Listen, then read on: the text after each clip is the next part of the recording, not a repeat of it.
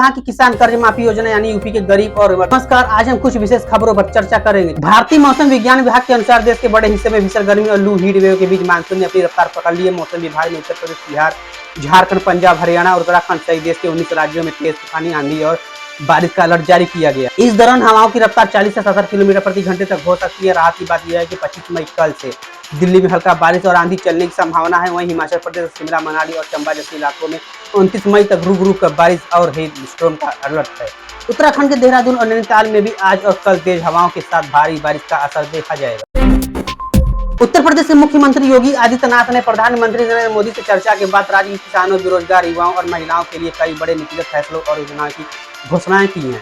राज्य सरकार ने कहा कि किसान कर्ज माफी योजना यानी यूपी के गरीब और मध्यम वर्गीय किसानों को बड़ी राहत देते हुए 50,000 तक का कर्ज माफ करने का बड़ा निर्णय लिया।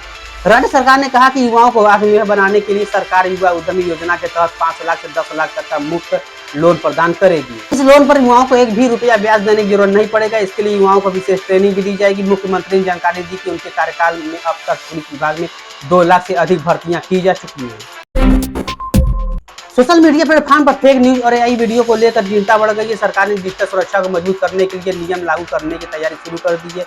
विशेषज्ञों का कहना है कि आने वाले समय में एआई तकनीक का गलत इस्तेमाल लोकतंत्र और समाज के लिए चुनौती बन सकता है। केंद्र और राज्य के बीच बेहतर तालमेल बिठाने और किसान कार्यों की समीक्षा के लिए नीति आयोग की एक उच्च स्तरीय बैठक आयोजित की गई। प्रधानमंत्री नरेंद्र मोदी ने बैठक को संबोधित करते हुए कहा कि विकसित भारत के लक्ष्य को हासिल करने के लिए केंद्र और राज्य को मिलकर एक टीम इंडिया की तरह काम करना होगा। अब चलिए जानते हैं क्या होता है नीति आयोग। देखिए, नीति आयोग को पहले योजना आयोग के नाम से जाना जाता था। 2014 के बाद इसे नीति आयोग कर दिया गया। नीति आयोग भारत सरकार की एक प्रमुख नीति निर्माण संस्था है जिसका पूरा नाम national institution for transforming India है। इसे 1 जनवरी 2015 को भारत सरकार ने बनाया था। इसका अध्यक्ष भारत के प्रधानमंत्री और उपाध्यक्ष प्रधानमंत्री द्वारा नियुक्त होता है। नीति आयोग का मुख्य उद्देश्य भारत के आर्थिक, सामाजिक और तकनीकी विकास के लिए नई नीतियां बनाना और राज्यों के साथ मिलकर देश के विकास कार्यों को आगे बढ़ाना है। पश्चिम बंगाल की फलता विधानसभा सीट पर दोबारा मतदान के बाद आज मतगणना हो रही है। सुरक्षा कड़े इंतजाम किए गए हैं और सभी प्रमुख राजनीतिक दलों की नजर इस परिणाम पर टिकी हुई। राज्य की राजनीति में यह सीट काफी अहम मानी जा रही है। नेता रामचरण ने जसप्रीत बुमराह को मंच पर गलती से फुटबॉलर कर दिया था। इसी भूल पर उन्होंने एक्स पोस्ट करके बुमराह से माफी मांगी। उन्होंने लिखा कि नामों को लेकर उनसे इंसानी भूल हो गई है।